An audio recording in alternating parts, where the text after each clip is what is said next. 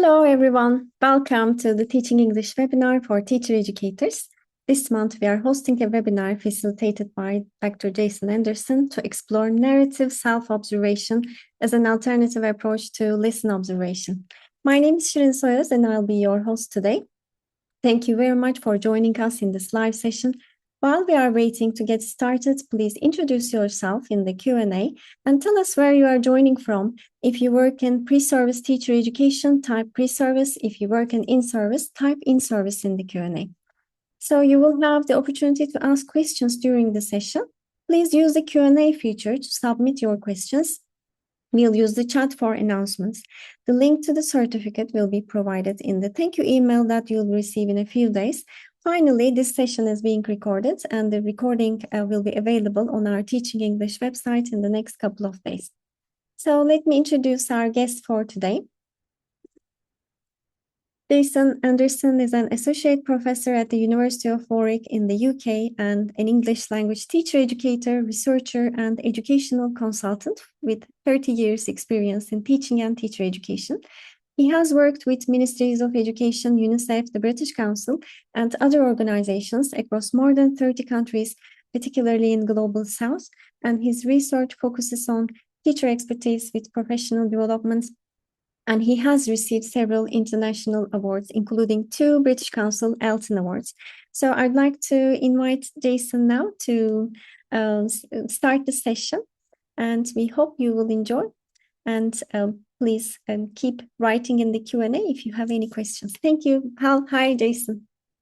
Hi, Sirin. Great. Shall I share my slides now? Yes, please. Great.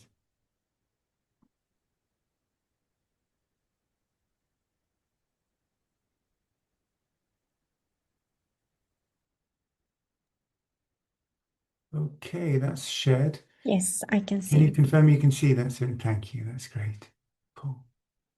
Okay, I can just about see the Q&A as well. It's really nice to see people from all over the world. Welcome, everyone. It's lovely to be here. I'd like to begin by just saying thank you to the British Council for the opportunity.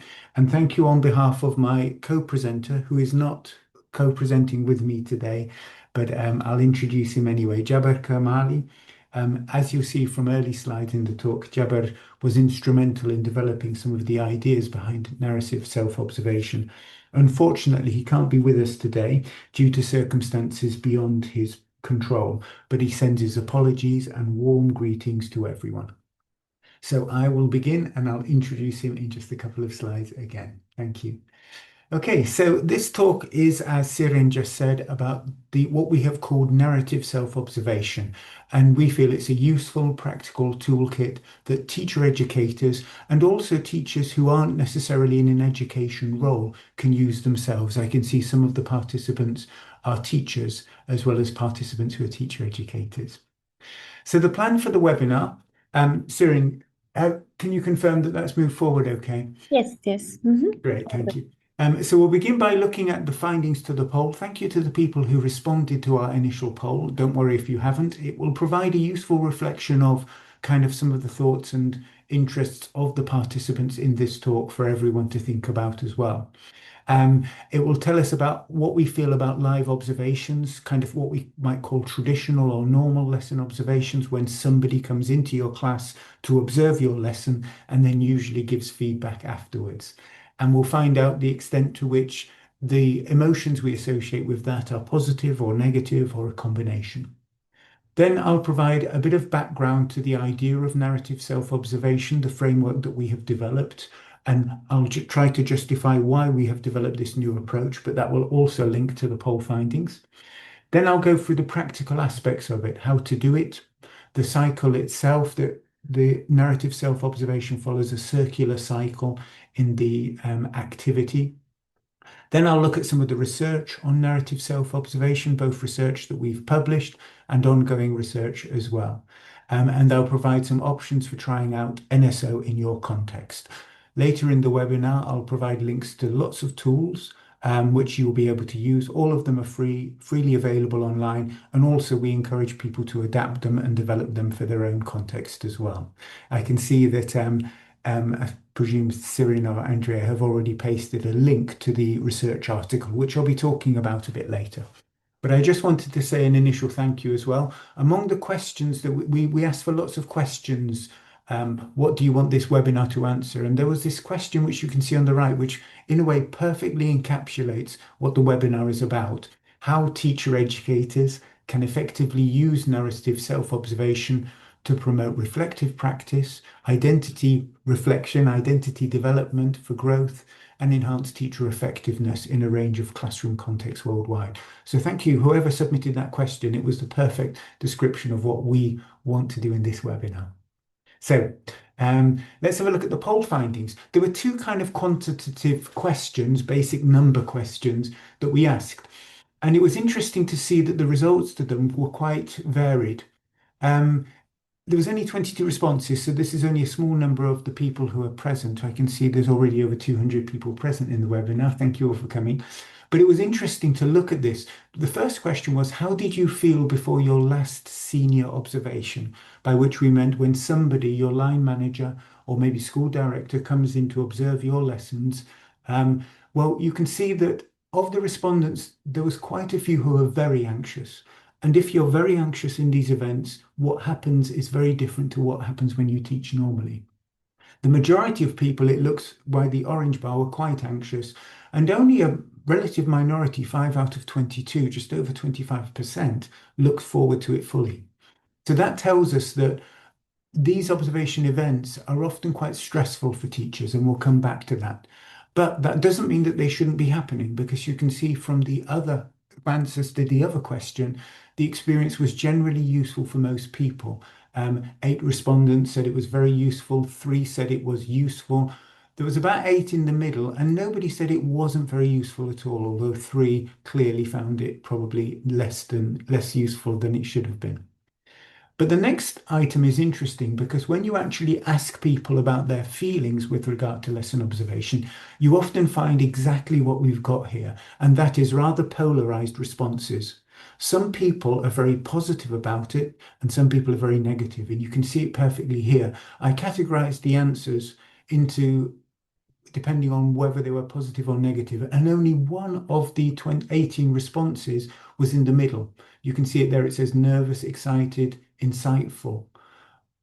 The majority were either very positive, exciting, anxious, useful, validated, recognized, hopeful, or very negative, unnatural, anxious, overthinking galore, disappointed, misjudged, alone.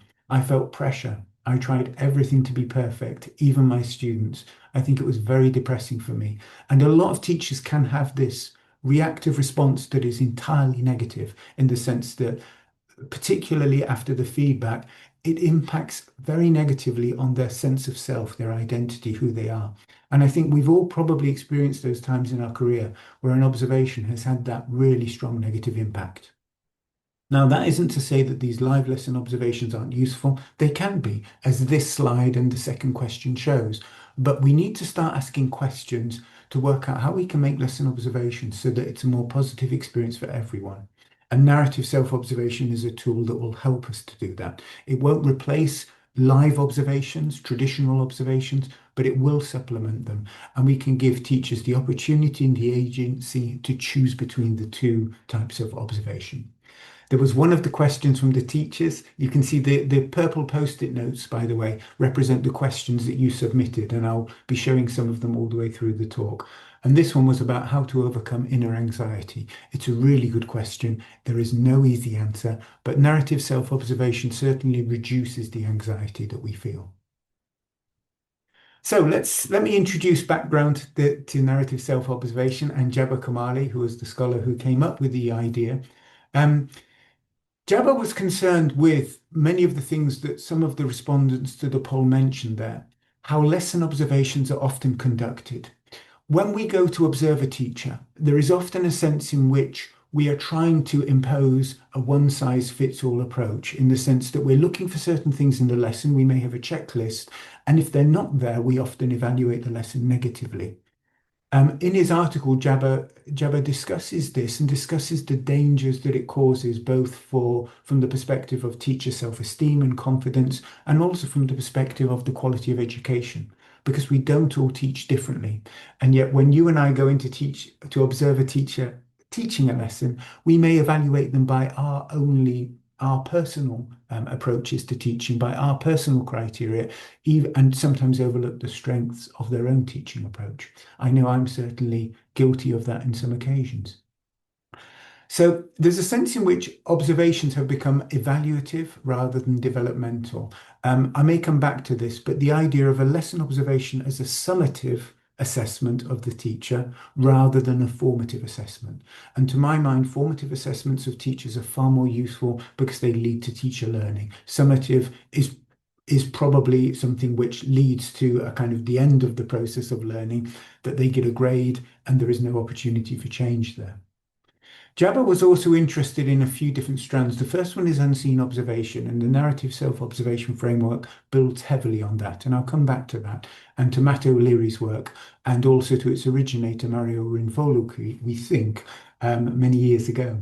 Jabber is also very interested in autoethnography and research on identity, and his own writings look at these in detail. And Jabber noticed a way to bring these together, that the unseen observation cycle fitted well together with a stronger focus on who I am, how I teach, and why I teach that way. And this is what we can encapsulate in this notion of autoethnography.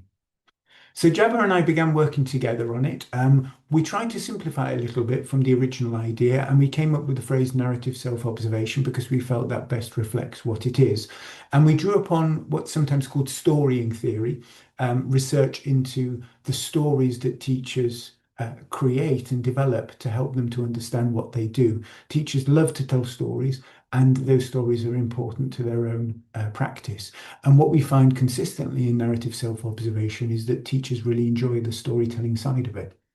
So the current version that I'm going to present is not a finished product. It's still in development. It's still very recently developed. We only published the article last year, even though we started work on it a couple of years before that. And there is ongoing research on it, including in Iran, in Lebanon, in Turkey, and here in the UK. And there's even a version which Sean Walden is experimenting with, which involves generative AI instead of a collaborator. And I'll come on to what a collaborator is in a moment. So that's the basic background. Jabber had these original ideas, and then we worked on it together. And we came up basically with the following narrative self-observation procedure. Let's have a look at the framework first. So the narrative self-observation cycle, we've defined it in a way that includes 8 steps, but these are flexible. Sometimes you may want to change it and tweak it to your own needs. I'll just go through some of the abbreviations in this cycle. T stands for teacher, C stands for collaborator. NLP stands for narrative lesson plan, and I'll come on to what that means in a moment. And then there's SS. We got SS for students? I don't think we have. Yes, we have somewhere. SS means students. So I'll come on to this and I'll take you through it step by step. So in the first stage of a narrative self-observation cycle, rather than the teacher simply preparing a lesson plan, they begin by thinking and potentially writing a little bit about who they are, where they come from, and that naturally links into their identity as a teacher. We've called this the backstory because that word is sometimes used in narratives, particularly movie narratives. And they might want to write a paragraph, maybe a page, sometimes a bit more, on who they are and their journey as a teacher. And that helps to prepare not just the teacher, but the collaborator. Very often when we observe a teacher's lesson, we don't really know much about who they are and where they came from. And these things are important to understand how they teach and why they teach that way. After preparing the backstory, then the teacher and the collaborator will typically meet up to discuss the focus for the self-observation. Before this, the collaborator will look at the backstory, and whilst we initially envisaged it as a written document, there's no reason why you can't audio record it on your phone and send that to your collaborator if you prefer to do that. In this first meeting, which might be half an hour, 20 minutes, and the two people will discuss the focus for the self-observation. It should hopefully draw upon the backstory, draw upon potentially something that the collaborator is interested in about the teacher, so that the collaborator can also learn about them. Rather than seeing ourselves in this evaluative role, we try to see ourselves as equals with the teacher and try to connect with them with aspects of their own background and identity. And together, hopefully a focus might be drawn upon. To give you some examples, in one case, it was how I give feedback to students and error correction.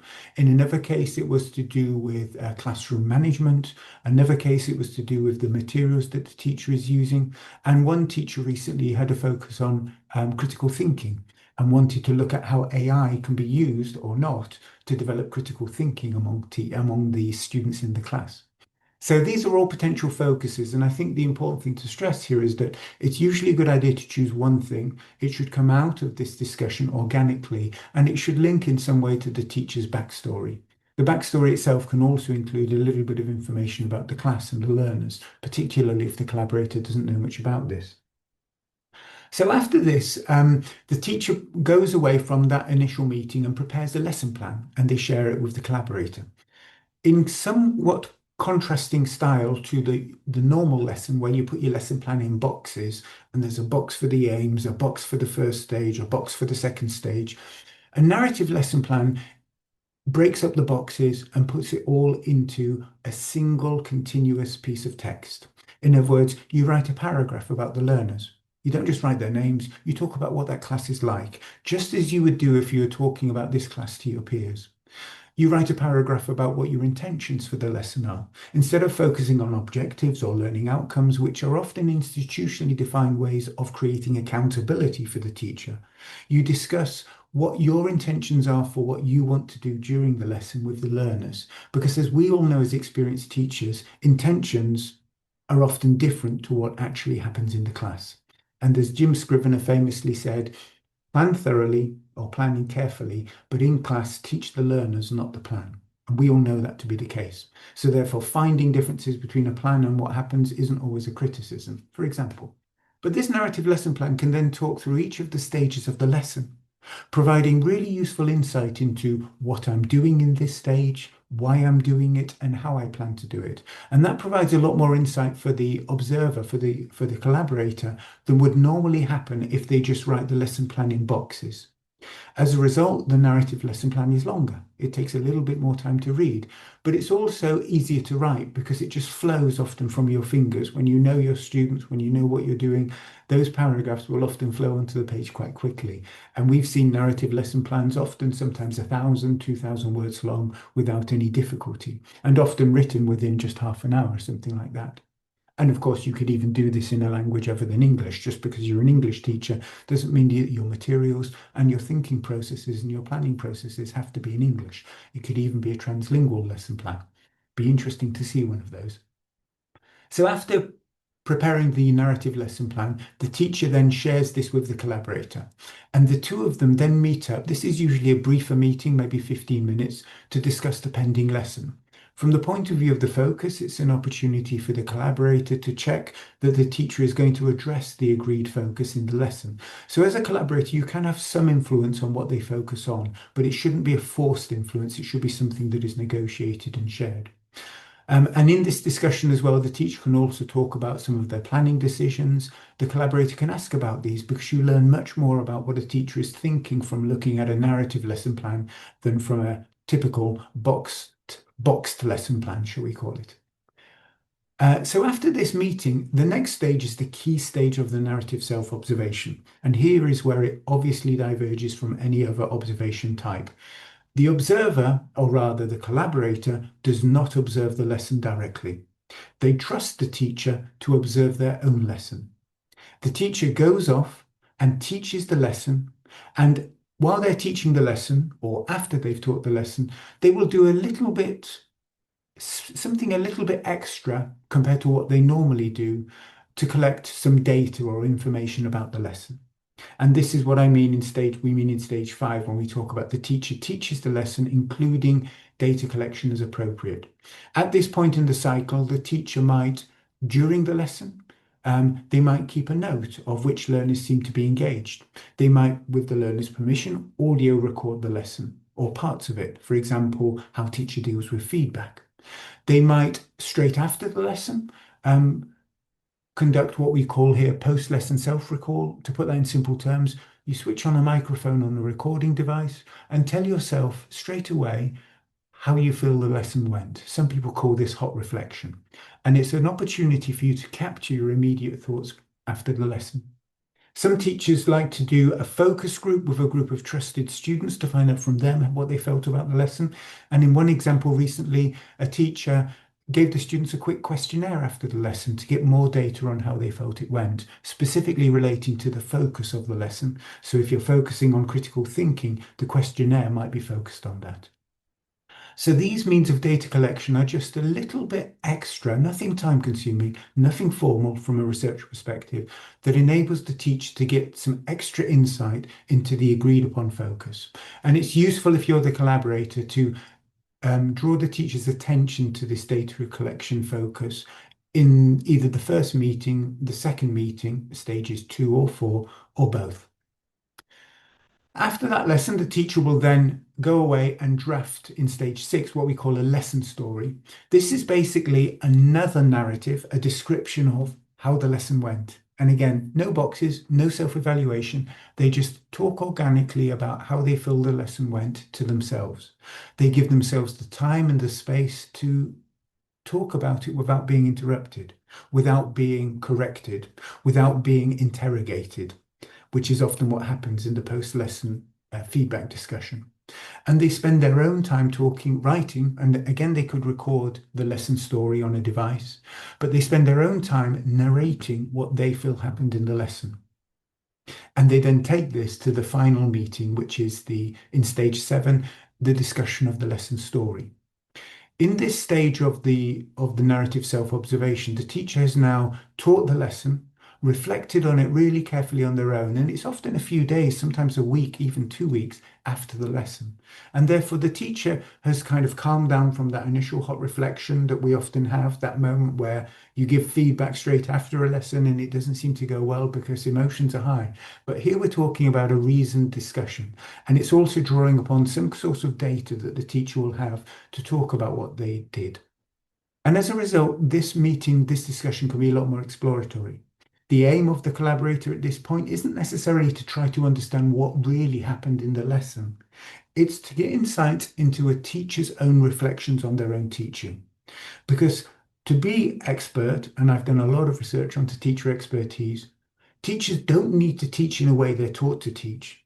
They need to learn how to be reflective on their own teaching practices so that they continue to improve them as they develop. In other words, the key or the goal for developing teacher expertise isn't us evaluating them, it's us developing their reflective practice skills. And having said that, I know that sounds quite evaluative and quite a strong opinion, but I've also done a lot of research on reflection. And certainly, whilst that isn't necessarily the only part of expertise, we know there's a lot of knowledge and a lot of technique involved. Reflection does seem to be a critical element to developing high quality teacher expertise. So that discussion will focus on, for example, the extent to which the lesson achieved its objectives. That's fine. That's a useful part, something that many of us have to focus on. But it will also focus on the focus of the observation itself. So if the teacher chose, for example, critical thinking, that may take up a large part of the discussion. Hopefully it's present in the lesson story. But it may also focus on things that came up in the lesson that nobody expected that they want to talk about. Once more, it can be an organic, free discussion that the teacher and the observer can choose. After that, the teacher goes away and writes their own conclusion to the story. And again, this is the teacher doing it themselves. Notice that there's no written document that the collaborator needs to write for them. This is the teacher's narrative of their own lesson. And their conclusion, therefore, draws conclusions about what they want to do and how and why. And as collaborators, we can see that. And we can see whether our interaction with them has had an influence at all these different stages. And we can also see the extent to which the teacher is aware of their own development and some of the challenges they're facing. And that becomes then a document that the teacher could keep in their own professional development portfolio, or which they can share with you and you can also keep in your portfolio. If it's written, if it's a spoken interaction, then it's something which is much more, if you like, part of their own natural developmental process rather than a document supporting this. So you can see it's a very teacher-centered approach, a very teacher-led approach. And it's something which the teachers have lots of control and agency over.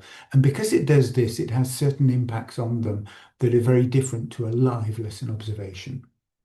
And as you can see at the bottom of this slide, the focus is on observation as a tool for professional development, not monitoring and evaluation. It's formative, not summative. But it can still be useful if we're trying to understand the challenges a teacher is facing and what solutions they need to solve them. So there we go. There's the NSO cycle. If you've got any questions, hold on. We'll be going to Q&A in a moment, I hope. But I just want to talk a little bit about the role of the collaborator in this process, because many of the people here are teacher educators. It will be useful just to think about this a bit. So the collaborator in NSO is probably somebody who has a good deal of experience to support the teacher. In our own research, it's often been their line manager, the head of department, head of teacher training, but it could be a peer, particularly a more experienced peer who themselves has undergone narrative self-observation. It could even be AI, and I'll come back to that and to Sean Wilden's experiments with this. But the role of the collaborator is primarily supportive. Their aim is to enable the teacher to reflect on their past, their backstory, on their beliefs, what they think about what types of teaching affect learning and affect it positively, and also reflections on the learners and also the practices that they engage in as a teacher. We all know those teachers who may spend a little bit too much time talking and not giving enough time to learners. And we also know those teachers who might kind of abandon the lesson to learner interaction and discussion and sometimes let their aims go out the window. And for many of us, for me at least, I always feel there's a need to balance between those for obvious reasons.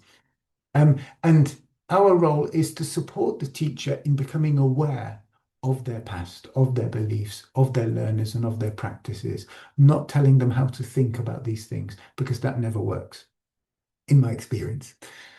There's some similarities in the collaborator role to what Julian Edge calls the understander in his model for what he calls cooperative development. Largely forgotten about today, cooperative development was a very, very early attempt, if you like, to create a very teacher-led, teacher-focused approach to professional development in which we show respect, empathy, and honesty based on some of the ideas in Carl Rogers' teachings, if you know the work of that psychologist, psychotherapist.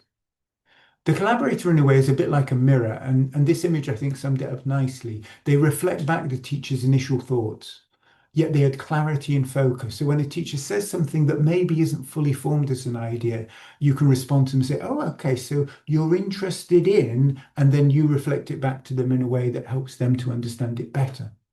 And that can be a key part of any teacher support activity, including post-lesson discussions, even after a so-called traditional lesson observation. And the expectations for the collaborator, and this is important because many of you will be there thinking, how much work is this for me? Can I really do this with my heavy workload? To put it in a nutshell, it probably involves a little bit more work per observation than a traditional observation, but not much more. Because in a traditional observation, if you have to spend time observing the lesson, that time is not required. But you do have to spend time for at least one, ideally two pre-lesson conversations and one post-lesson conversation. And you need to spend time reading and responding to, if appropriate, the different documents or stages of the self-observation story that the teacher produces. And typically, I would say that that constitutes about 2 to 3 hours work for the collaborator in total. So it is more than would normally be expected for most of us when we do a lesson observation, but it's time well spent because it's invested in developing the teacher's reflective skills, self-awareness, and autonomy. Our goals as teacher educators, and if you're not doing this, you're not a teacher educator, you're simply a teacher evaluator. Our goals as teacher educators should be to develop their skills to conduct lesson observations or self-observations effectively so that they don't need us to continue developing. And this is what Donald Shern meant when he talked about the reflective practitioner, somebody who can continue to develop without constantly being monitored and told what to do by others. To my mind, that is the perfect model of an autonomous expert teacher. Cool, great. So there we go. I've covered a little bit about the NSO cycle. I've covered the collaborator role, and you know a bit about the background. So let's now find out what questions you have about a narrative self-observation. Hi, Jason. Thank you, first of all. for sharing this very humanistic approach to teacher education. I think from what you have shared, it's quite stressful for some teachers and for the teacher educators also who would like to start observation and this type of developmental culture. So it's been a challenge from what I have observed. So we have some questions from our audience. First of all, for the backstory, any metacognitive prompts are provided or to facilitate the backstory? One of our attendees asking. It's a really good question. Yes, there are. Later on, I'll show, I'm just looking at the document here on my other screen. I'll show this document, I'll share it with you. It's already available online, and the guys can probably share a link to it in the chat, our colleagues who are helping with this webinar. But yeah, there's lots of prompts that we provide in there. So I'll give you some examples. You could ask the teacher, what are some of the major events or experiences in your teaching career? Who has had an important impact on you? And that can be positive or negative. The people who have influenced how we teach, this idea of the apprenticeship of observation, what's actually caused us to be the teachers we are. And then how have these experiences shaped our philosophy and our growth as a teacher? How would you characterize yourself as a teacher today? And the questions can also relate to the class community. What is your personal history with this class? How does it relate to or compare to other classes you've taught? For example, if a teacher has a difficult class, it's an opportunity to tell you about that. And we all know, whilst we'd love all classes to be equal, we know the classes that we find easier and more difficult to teach. And the other questions might include, who are the people in your class and how do they contribute to the community? And that can help the teacher to find key people in the class and make sure the collaborator is aware of them. So those kind of prompts can be useful. Okay, great. So yeah, these are very helpful. And this process is guided. And the question is, will the collaborator have a checklist while looking at the narrative observation?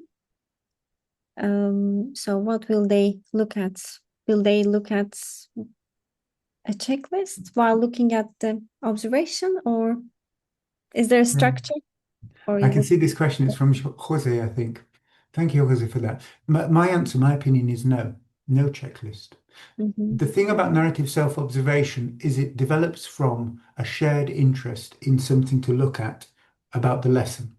And whilst an institution may have its own lesson plan pro forma that teachers are expected to complete, that's extremely common. For a narrative lesson plan, the aim here, because they're being supported in this process, they're not being abandoned, we're there to support them. The aim here is to give them free rein for the lesson plan itself to follow the structure that the teacher wants. And whilst you may require them to do a traditional lesson plan in any other time, the reality is, just in case you didn't know, they're all doing that using AI now. That lesson plan that you want them to think about, 95% of teachers, I would guess, around the planet are now completing that in 5 minutes with AI. And they learn nothing from the process of lesson planning if they do that, because they're not thinking for themselves. The nice thing Mhm. about a narrative lesson plan is you say, create the lesson plan that you want to create and tell it to me like a story. And that gives you insights into the teacher's thinking, into the teacher's beliefs, into the teacher's assumptions about what they do in practice and what impact it will have on the learners. And that tells us so much more about the teacher's planning process and the underlying thoughts than simply getting them to complete the lesson plan pro forma that we want them to complete. And if your Mhm. job is to use checklists and tick boxes and to go around ticking boxes about teachers and checking lists, you will have minimal impact on those teachers. The reality is that when they close the door and you're not present, they will teach the way they want to teach. And that's a fact that I've seen time and time again around the world in over 30 different countries. Teachers always are kings or queens of their own classroom, and they will teach the way they want to. You may think they're teaching the way you want to, and you may try to put a camera in the class. Fine, you can repress the teacher as much as you want. But the reality is, that's not the real teacher that you're seeing when you use your checks boxes and your tick lists to force them to teach in a certain way. You don't learn about who the teacher is. And this is why it's a stressful, often negative experience for many, not all teachers. Thank you. And if a teacher educator would like to initiate this idea, another question, without showing this as a top-down process, what would you recommend? I mean, is it with voluntary teachers? And you also mentioned that you give them the opportunity to choose how they would like to be observed. But yeah, It's a good question. The Nearly like all teacher education interventions, if you force someone to do it, then they're doing it because you've told them to do it. That's a fact. It's a reality of that. And teachers, certainly there are some institutions that have asked all their teachers to try it out. And I think trying it out is one thing, that's fine. Give it a go, see how it goes, and then you can decide. But what we found works well is when organizations give teacher the choice. You can have a normal observation where I come to your lesson and we have a chat before and after it, or we can do a narrative self-observation where I don't come, but you'll be required to do these extra bits of writing. And again, they're not required to complete a pro forma. They're required to narrate their experience around a single lesson.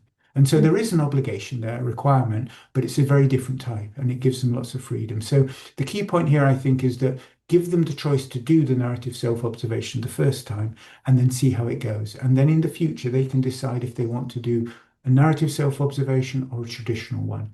And one thing we found that is definitely kind of an emerging finding across a range of contexts, more experienced teachers really value the opportunity to do narrative self-observations. That doesn't mean they're not useful for pre-service and inexperienced teachers, but certainly for more experienced teachers, they give them the opportunity to be who they are and for you to learn about who they are and for you as the collaborator to learn from that as well. I like the word collaborator as well, so it's very positive. So we have received so many questions. I need to go through them one by one, and we will have another Q&A in the end. So let's continue with Jason's slides, and colleagues, we will come back to your questions again in the final Q&A. Thank you so much, Jason, once again. And thank you for the questions. I can see some really good ones on that. Hopefully we'll be able to come back to them. Great, cool. I'm just going to move my slides. Can you still see them okay there?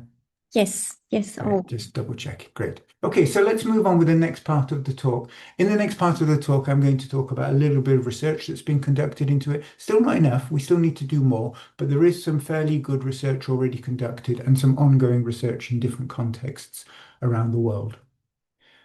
So the main paper that we've published about narrative self-observation is this one here. It's also shared in the chat. It's open access, so you don't need any sign in to get access to the paper. If you use the QR code, you should be able to see it and download the PDF version if you want to. In this study, which we called a proof of concept study, our interest was to see whether it worked. And as a result, we worked with 3 experienced teachers that we knew well because they would be able to provide really useful insights into the process. And we were interested in understanding how it impacted on them as people. And that includes the practical sides of what they do as teachers, the developmental sides, how they learn, their reflective sides, and their emotional or affective sides. So in other words, the full impact of NSO. We were also interested in understanding its practical impact, whether it's really possible to do for busy teachers and busy line managers and collaborators in a normal working environment as well. So those are the 2 main focuses. There was lots of data that was collected. We looked at their stories, we interviewed them, we actually recorded the meetings, the interactions with the collaborator. Jabba acted as the collaborator at this point. And this provided a really rounded understanding of the different teachers and what they'd learned and gained from doing narrative self-observation. And all of them had gained. So here are some kind of snapshot summary points, and I'm just going to zoom through those just to provide kind of evidence of the positive impact of NSO, and then I'll come back to some concerns they also had. So they felt that it was more valid and relevant to their practice than a traditional observation. All 3 of them felt that. They felt greater freedom and willingness to experiment. The freedom is not surprising because it gives freedom. Willingness to experiment is important because so often when teachers are observed, they pull out a safe lesson so that they don't make mistakes. In other words, that lesson that they've got on the shelf that they can use when they're being observed to ensure that they get through it successfully. And as a result, they learn nothing from the process because they've done this lesson before, they know it works, blah, blah, blah. Whereas the willingness to experiment is a key part that we found consistently in participants in NSO. They learned concrete insights that they were able to take forward and work on in future practice and in future cycles. They felt that they could be honest with themselves in a narrative self-observation. Often, when teachers are observed, they adopt the persona that they think we want them to be, rather than actually being who they are in the class. And narrative self-observation allows them to do that with our support. The reflection that they conducted was deep and meaningful, and I say this advisedly, having done a lot of research onto different types of reflection. So often when you ask someone to reflect, all they do is they give you what I call display reflection. In other words, they give you words and sentences that sound like reflection, but they're not their real thoughts. They know that they have to think of one critical thing and one positive thing and give it back to you. That's not reflection at all. That's just conforming to certain norms of what we expect to get through this specific conversation or event. But the reflection we noticed was deep and meaningful, and at times it was transformational, and I'll come back to that. But they also felt greater confidence and empowerment during NSO. Again, the empowerment, not surprising, but the confidence was really noticeable, and this was possibly the single biggest impact. And you can see the quote there from Mina, which is a pseudonym, who talks about its potential impact on their identity. I'll give you time to read that.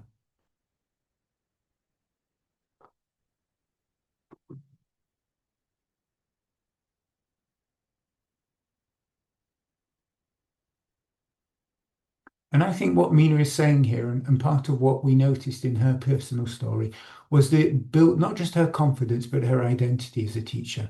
It made her feel, okay, I now know where I'm going. And compare that to the feelings that some people had around lesson observation that I showed from the pre-webinar poll, where teachers are actually expressing that I'm not even sure I want to be a teacher anymore after that observation. And if you want those kind of teachers who are constantly preparing the lessons they're preparing because they're stressed, that's one way of working. It will lead to an unproductive working environment. It will lead to lots of teacher redundancies, lots of teacher change. And as a result, you won't have those experienced, reflective practitioners that, to my mind, constitute the core of all good institutions. So in other words, if you want those teachers, narrative self-observation can really help to build up those skills.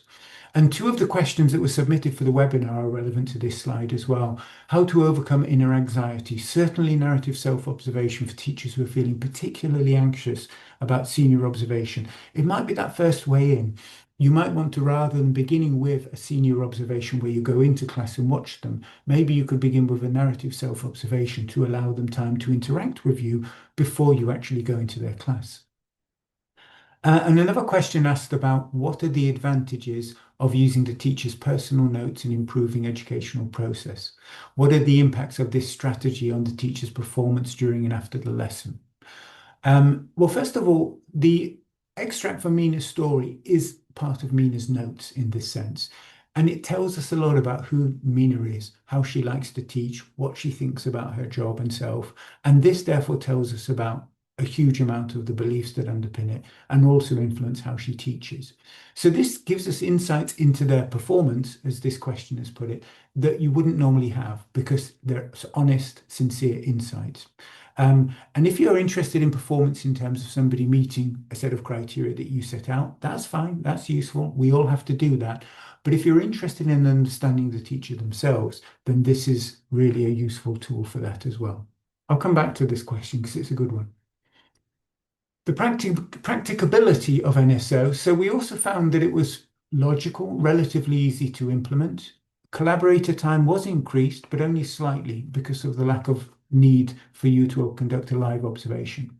We found it has potential for long-term developmental impact, including through multiple cycles. So after doing that first initial cycle with you, they could then do another cycle, potentially with a different collaborator or potentially with you supporting them. They could go on to do a cycle later on in the same academic year with the same focus or a different focus. And they can alternate it with what we can call traditional observations, so that as well as doing those NSO where we don't see the lesson, if you feel the need to get into the class as soon as possible with that teacher, you can follow it up a few months later or a few weeks later with an in-person observation where you can actually evaluate your opinion about the extent to which the focus that they chose was appropriate and useful for them. And there were critical reflections as well. All three participants, and we found this consistently since then, believe that traditional observations are still useful. In other words, we need to combine narrative self-observation with the so-called live observation. They complement each other.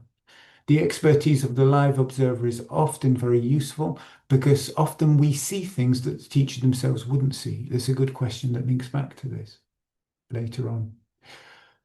And the respondents also mentioned that they need more prompts and support for the story writing and data collection. And that has led to the document that I'll show you in a moment that's got quite a lot of prompts on it. But we're still interested in getting more, so feel free to send those to us. So to summarize, the impact of NSO was generally very positive, and the teachers felt empowered. They felt that they were learning more, and they felt their identities were being strengthened. There are some practical challenges related to it, and those relate to a little bit more time investment, but we feel this is justified because it leads to more sustainability in the teacher's practice. And also that they needed an expert observer to create and come up with the prompts. There are possibilities for using peers for collaborators, but the key point being that they have to have the knowledge and understanding to ask the right questions to the teachers. It isn't about getting them to teach your way. It is about getting them to explore, justify, and develop the ways that they teach. If teachers keep experimenting reflectively in the classroom, even if they're not teaching the most effective way now, it's likely they will find out how to become a more reflective expert practitioner in the future. So if we can contrast the two lesson observations with live observation on the left side of this diagram and narrative self-observation on the right, the research findings supported the following very, very different narrative. And I'm just going to go through each one on its own. Because live observations create artificial conditions by which, in other words, somebody is expected to create a longer lesson plan than they would normally do, to prepare in much more detail, and then to perform the lesson for an observer, you have an entirely artificial condition. As researchers, we call it the observer effect, for good reason, because anytime you attempt to observe any subject in social science, they change what they do. That's a fact. A known truth. And whilst there is a small number of teachers who are so assured in their own practice that they make very few changes, even those teachers do. And I've worked with expert teachers, observed them for up to 20 or 25 lessons with the same individual, and you can still see there are changes in their practices as they get used to your presence up to 10 lessons. So unless you observe someone for 10 lessons, you can never assume that what they're doing is actually their authentic practice. Fact. As a result of this, live observations are more performative. The teacher essentially performs the lesson that they think you want to see, not anything to do with who they are or how they teach. Nearly always. As a result, their practice is more conformist. They're doing what they feel they should be doing in your institution. The reflection as a result is more superficial. They're trying to guess what weaknesses, according to the framework that you have for their lessons and teaching, what weaknesses you've identified so that they can identify them themselves. In other words, they're trying to reflect on what they anticipate you will reflect on. And as a result, the feedback will be less relevant. One of our participants in the study that I've just shared said that they couldn't even look at that feedback because it was nothing to do with who they were as a teacher. It was basically feedback on a lesson where I've tried to give you what you want, even though I would never do that in a million years. And you've told me that A, I'm doing it really well, but I don't care because I wouldn't do that. Or B, that I'm not doing it well enough, and that will impact on me negatively as well. As a result, the learning that happens is more haphazard. Sometimes it will hit the mark. And as we've seen from the poll, there are plenty of teachers for whom these observation events are useful and they learn from them, but there are plenty for whom they're not. The self-confidence as a result is nearly always reduced in live observation because nearly always there's a sense in which, okay, it was good and this was good and that was good, but, and then it's the bit after the but that always impacts on our self-confidence. Sometimes that can be useful, particularly for teachers who maybe are a bit too self-confident. But I haven't worked with many such teachers in my career, and I suggest that there aren't that many. Most of us want the critical feedback and also benefit from having increased self-confidence, particularly nowadays when we have so much work. And the impact, therefore, is transient. As a result, the live observation has very little impact that is sustained in the teacher. It tends to be lost and forgotten about, which is why when you come back to that teacher 6 months or a year later and you mention the same things, nothing has changed because the lesson you saw wasn't the real teacher anyway. In other words, that lesson has progressed only from the last live observation because they don't teach that way normally. To give an example, I remember observing a teacher who used concept check questions a lot in the observation. They were checking student understanding using questions in English.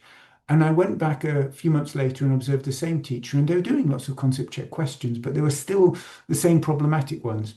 And as I got to know that teacher better, I learned that they never use concept check questions in English in their normal teaching. They were only doing it because I was observing.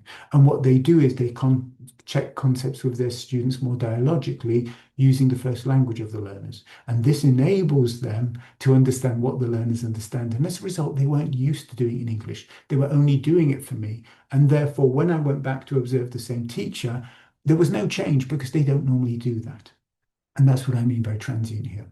Now, in contrast with that, and this is, I must stress, a best case scenario, this is a continuum. Narrative self-observation, the conditions tend to be more authentic in the sense the teacher is focusing on what they want to focus on. My critical response to one of those questions was, don't use tick boxes, allow the teachers to choose the focus. As a result, they're more honest, both with themselves and their learners, and with you. That they tell you much more about who they are and what they do. Not completely. There's still always a degree of performativity when they're telling you about the lesson. But as a result of that honesty and authenticity, the teachers are more willing to experiment in a self-observation. They're more willing to try out something new than if you go into class and observe them, when they will nearly always choose to play it safe. I know I did as a teacher. Whenever I was being senior observed, I wouldn't try out something new. I'd fall back on the activities I knew that nearly always worked. And as a result, I rarely learned anything from those lessons. Their reflection is more critical because they've experimented. There's suddenly a lot of thought, a lot of newness to the lesson, innovation, new ideas, new thoughts. And as a result, the reflection can be more critical and they can see lots more weaknesses, which they're not so scared of because you weren't there in the class. And therefore their choice to raise the weaknesses is their personal agency.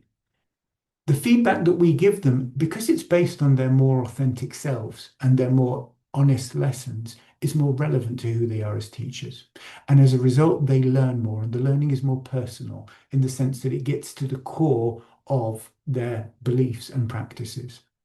And their self-confidence is increased as a result, and the impact is hopefully sustained. Okay, best case scenario, that is. In reality, a narrative self-observation is likely to be a bit more of these qualities than a live observation. And I'm not saying again that live observations aren't important, but that they do have these significant limitations. And this is why so many people have been interested in looking at alternatives. Two of the questions that we got before the webinar, really interesting ones, kind of linked to what we've got here. One of the questions was how to prevent the observation from affecting negatively on the teacher performance and learning. Really good question. As we saw from the pre-webinar poll, there is lots of that negativity. And to put it very simply, a narrative self-observation is much less likely to affect the teacher negatively. The only way that that's likely to happen is if they are cross with themselves for teaching a bad lesson or a lesson that isn't up to their usual standards, and that's on them, that's their choice. Or if we interact with them inappropriately during our interactions to knock down that confidence. And if you do that, I would question the validity of your work as a teacher or educator. The second question was, when using self-observation, how can teachers overcome their own confirmation bias to assess their teaching objectively rather than being overly critical or too lenient? Well, this question reveals a lot about the questioner. This person has a perception that there is some kind of objective assessment of a lesson, and that on each side of that is the lenient assessment and the critical assessment. To my mind, there is no such thing as an objective assessment of a lesson. As a researcher, somebody who's looked at teacher effectiveness research very, very carefully, we find constantly and consistently that what constitutes effective teaching around the world varies massively. It varies depending on context, subject, teacher, students, and culture. and curriculum. And when you put all of these together, it's important to note that there is no objectively good way to teach, and that confirmation bias doesn't just inform the teacher's teaching, it informs our evaluation. So if you haven't reflected on your own confirmation biases as an observer, it may be the case that you are not the best person to work with that teacher. Just as psychotherapists need to think about their own psychology, teacher educators need to think about their own beliefs about teaching and practice really carefully. So I would turn that question around and say, when you are observing a teacher, how can you overcome your own confirmation bias to support that teacher effectively? And I would say to be a good teacher or educator, you've got to be interested much more in the teacher's own development rather than any sense of objective effective teaching. Because if a teacher doesn't believe in something, even if we know it to be effective, they won't do it in class unless you're breathing down their neck and forcing them to do it on a daily basis. And most of us simply don't have the time to do that. As I said, the pathway to teacher expertise, as I've argued in other webinars and provided evidence to support, is through critical self-reflection of their own practices alongside ample experimentation that enables them to learn constantly as they learn to teach. Right, so there we go. There's the two approaches contrasted. Just a little bit on ongoing research on narrative self-observation that is currently happening. Teachers in quite a few parts of the world are doing research onto it. In Lebanon, Rasha Halat is supporting a group of teachers who themselves are in Palestine. And this is the second phase of a professional development program in which she's found it useful as a means to coach and support the teachers online because she can't be present with them for reasons we all understand, while they're implementing her training from earlier project phases. And this demonstrates its utility as a component within larger initiatives and even in challenging circumstances. So even though she can't be with them, she's able to conduct narrative self-observations remotely through video interviews, for example, even in Palestine. In the UK, Erica Lindley is doing some work with a group of teachers, and they're trying to adapt a group version of NSO that works for collaborative interaction. For example, when she does teacher development sessions with them, they sit together in small groups and talk about their own backstories, talk about the lesson, the puzzles they have, and then potentially they can work one-on-one with either her or a colleague to develop a lesson and go through it, and then go through the lesson observation process, and then get back together in a large group to reflect on that. She's interested in how to do it in a way that doesn't involve too much paperwork because the teachers she works with, most of them, prefer not to do too much writing. Then there's Sean Wildman's work, and you can see the link here to his own blog post where he talks about how he's used generative AI to support his own version, and his version is kind of involving elements from unseen observation and narrative self-observation together. Using ChatGPT, he's finding that it's actually quite a useful tool to reflect back on his own teaching with some critical thoughts. You'll have to read his blog post, but certainly he shows that it is feasible and it has helped him to develop in a context where he sometimes feels quite isolated. Sean was saying in one conference talk on this. Then there's a chain of language schools in Iran that are also using it. And this is a school with quite a heavy workload for the teacher and an observation load for the collaborators. And whilst they're finding it challenging because of these workloads, some of the reflections are really interesting. They found that it's strong in fostering reflection, self-awareness and professional dialogue, positive in reducing stress linked to evaluative observations. So in other words, it reduces that stress, but they also do acknowledge that it's time intensive, cognitively demanding, which to me isn't necessarily negative, and varied in impact, depending on how ready the teacher is to use it. And that's coming back to the question about giving them agency. If they choose it, then they will probably learn from it. If you force it on them, then there's less likely to be such a positive effect. And we're also undergoing a narrative self-observation ourselves. And myself, Jabba, and a third colleague are looking at it, using it to look at our own identities and values. So I'm going to do one, hopefully in September, as the teacher. Jabba's going to do one in a few weeks, and the other teacher involved, colleague involved, he's just done one, and we've all adopted slightly different roles, which is useful. And there is some research coming through now using it as a framework. The article cited at the bottom of the page there. Right, so, and just to link back to these are the same points. Some of the questions were interesting as well and related to this. One of them was, how do teachers in difficult environments use Can they make use of it? And evidence from particularly what Russia is doing, but also our colleagues in Iran who are facing all kinds of challenges at the moment, has shown that even under some of these more challenging contexts, they're able to do it. One of the questions was about AI tools, and Sean Wilden has shown that yes, these can be used. Be cautious because you know what AI tools are like. They tend to tell you what you want to hear, and so they won't always necessarily give you full critical feedback. And the third one, a higher education ESP teacher, was asking, is it suitable to my context? And I would say yes, very strongly. Vocational or more research-oriented university colleagues, you'll find that in a university there is often the space and the time dedicated to teacher development, and teachers are often encouraged to take the initiative in doing that. And therefore, narrative self-observation is a really useful thing, and then the narrative story itself can be added to your portfolio as a teacher, so you can demonstrate your own development, demonstrate that you've taken the initiative, something which is typically valued in tertiary and further education institutes. Right, I can see that time is a factor, so I'm going to now zoom on to a few options for trying out NSO in your context. So first of all, here is the key toolkit that I'm going to share with you. The QR code in the top right of the screen is a link to the toolkit itself. This shows the cycle. It includes the detailed guidelines for the different stages of NSO. And it also includes an example narrative self-observation story, which you can read so you get a feel for exactly how much work the teacher does, and also in this case, what the teacher clearly learns from it. You'll find in the bottom right a link to an article on narrative lesson planning if you're interested in looking at that. That tells you how to do it and why we feel it's useful. And the research article is again here in the bottom left. And one more slide I'll come on to, and I'll come back onto this one if necessary later.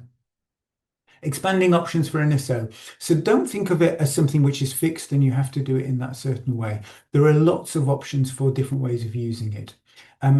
The framework we've given is only a starting point, and we encourage people to change it to make it suit their context and their teachers, just as we should be encouraging teachers to teach in the ways that they want to and to reflect carefully on that rather than teaching the ways we want to. We encourage you to use narrative self-observation in the ways that you want to and to reflect on how effective it is and to get back in touch with us with how it goes as well. So you could do face-to-face meetings. You could do online ones, particularly if the teacher is in a remote institution or if they're teaching online. You can have alternative collaborators. They may want to collaborate with a good friend. That may work really well, or with an AI chatbot. Probably not with a less experienced teacher that they don't know so well, because that can sometimes become more confrontational, but certainly with good colleagues that they trust. Group NSO, as I mentioned about the work that Erica is doing in her institution, teachers may be able to conduct their own NSO cycles between two CPD sessions. If you have one at the start of a semester or term and one a bit later, they may be able to all do a cycle between that. And both before and after, they can incorporate some of the NSO stages, such as the backstory discussion in the session before, and then the final kind of conclusions to their own story they can do afterwards. And in that, between that process, they may be able to work one-to-one with a collaborator to develop their own NSO story. That's one option for trying it out as well. And then, of course, as teacher educators, we can also do the same, as I mentioned, myself and Jabba and a colleague are doing. So to answer the questions again on the right, the top question, why haven't we thought of this sooner? Thank you for that. Also, how can we share the idea to support each other? Well, hopefully the ideas that we've shared here will help you to do that. And then the question at the bottom, is this a tool that can be used in teacher training programs? Certainly, we hope so. But it's important to note that we haven't tried it out too much yet on pre-service teacher education. So if you do that, please be critical of it and adapt it to what you feel will work in your teacher education context. So I've just come to the end of the webinar. I'm just going to share the references there if you're interested.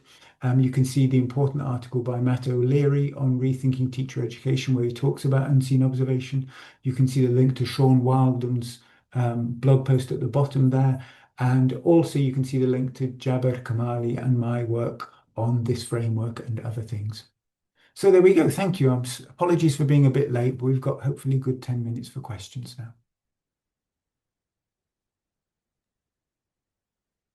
First of all, thank you once again, Jason, for all this information. It's been really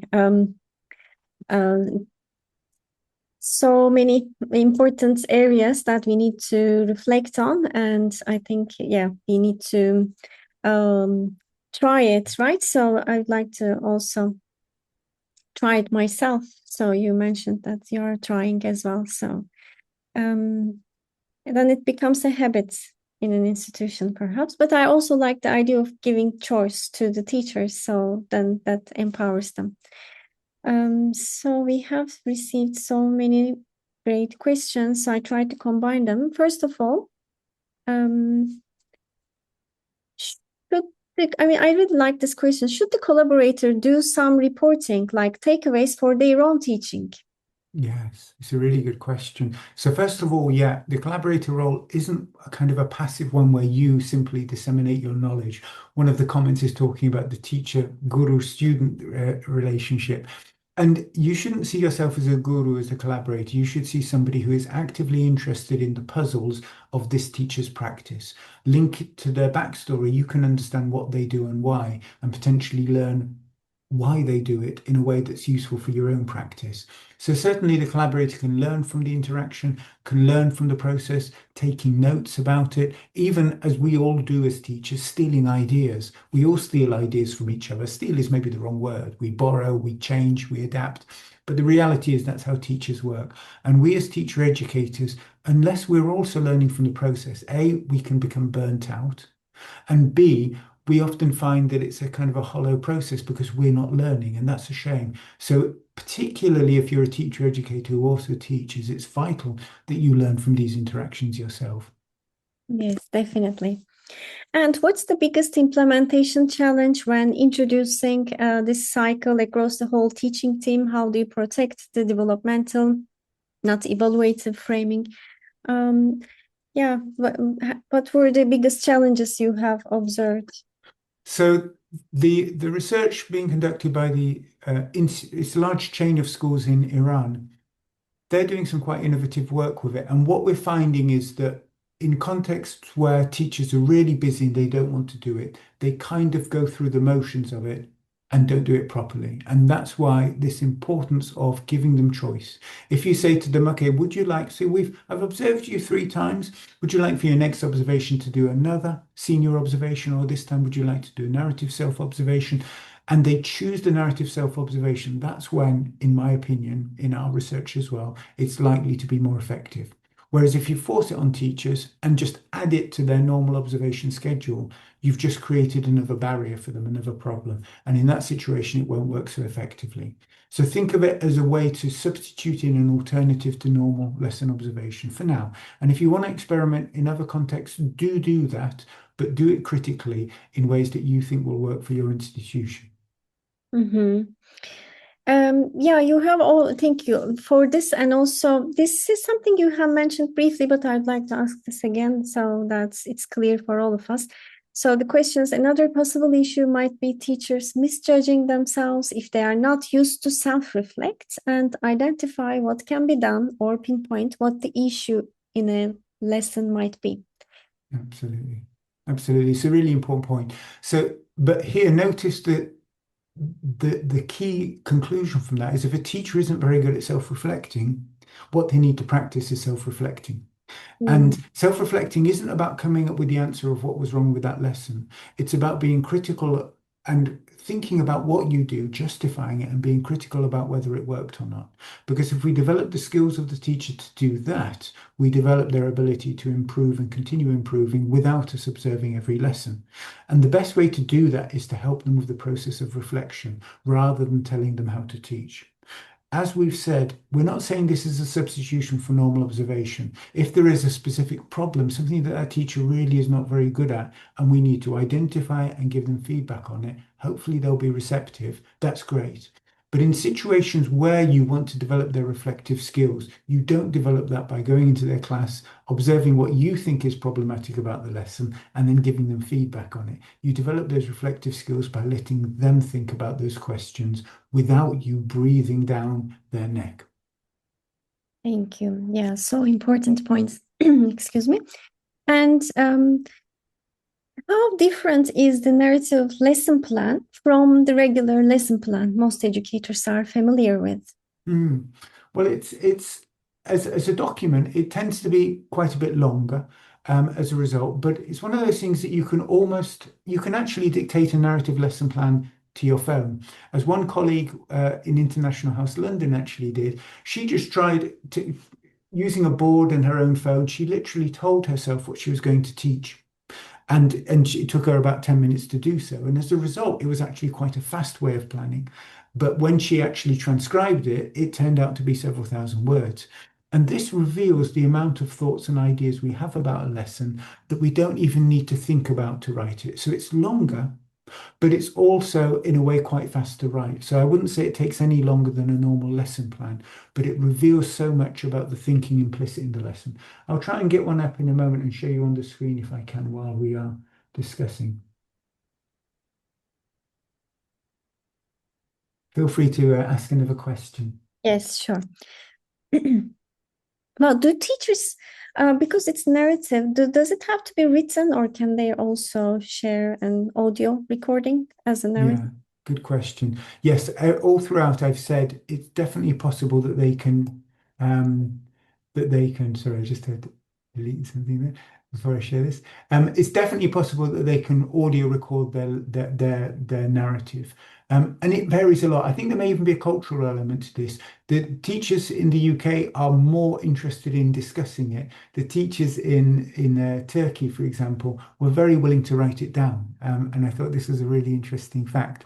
Um, Maybe anecdotal, but I thought it was interesting. So let me just show it quickly an example narrative lesson plan. You can see here it is, a paragraph about the people, a bit about the background, the goals, the materials, and then we got the activities of the lesson themselves, just described, each given a paragraph and the conclusion. And in this particular case, the person has written a paragraph or so about their reflection and their takeaways.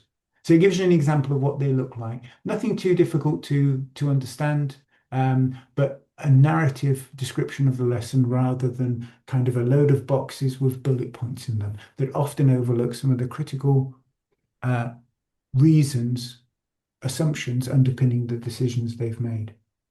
Mhm. And do teachers need some training before they start this whole process, or what kind of preparation It's a really good happens? question. That's one area where we still need to, I think, do a bit more research. Certainly, in some institutions, they've found it very natural and that they found it worked really well, particularly in contexts where there is a more top-down approach to teacher education, where there is the assumption that teachers need to learn this, this, and this, and therefore we will teach it to them. In those kind of contexts, then teachers are often kind of used to being spoon-fed what they need to do. And in those contexts, it might be useful to take them through an example NSO cycle using the example that we've got in our materials, or even using an example that you've done yourself. A great way as a teacher educator to develop a tool for using with teachers is to try teaching yourself with the tool. So if you're interested in that, try doing an NSO cycle with yourself using one of your teacher educator colleagues as your collaborator, learn from it, and then share that with the teachers. And by being vulnerable, by sharing that, by being honest, you're going to facilitate the same kind of reflective vulnerability and interest in exposing weaknesses and strengths that you want your teachers to exhibit. So I would suggest something like that might be a really useful way of showing them how to do it, because you will then be able to also evaluate the extent to which the teachers you work with are good at being reflective. They have lots of experience of doing it, lots of support, or whether they need a little bit of initial practice before they go through a full NSO cycle. Mhm. Well, thank you, Jason. We have so many other questions, but we have come to the end. Well, you have shared all the useful documents. I have some more reminders for our colleagues. So the recording of the webinar will be available on Teaching English in the next couple of days. And the link to the certificate will be provided in the thank you email that you'll receive this week.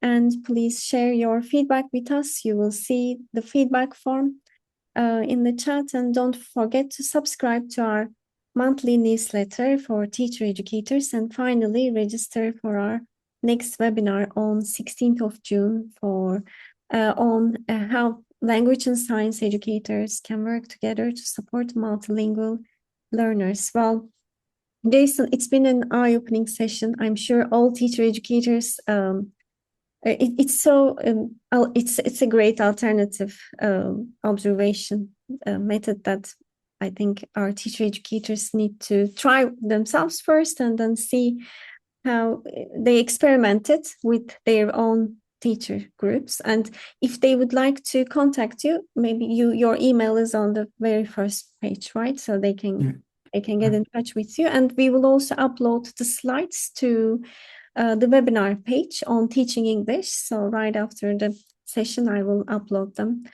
And thank you once again for sharing your research, and thank you to Jabar as well for coming up with this brilliant idea and combining all of it, and to you all for bringing up this, creating this framework for other teachers and teacher educators. We hope you found our session useful, and we look forward to seeing you in our next webinars, and we look forward to collaborating with you as well, Jason, in the future if you continue your research. So hopefully. Thank you once Thank you, again. Celine. Again, on behalf of Jabba Kamali and myself, thank you very much. Thank you. Thank you, everyone.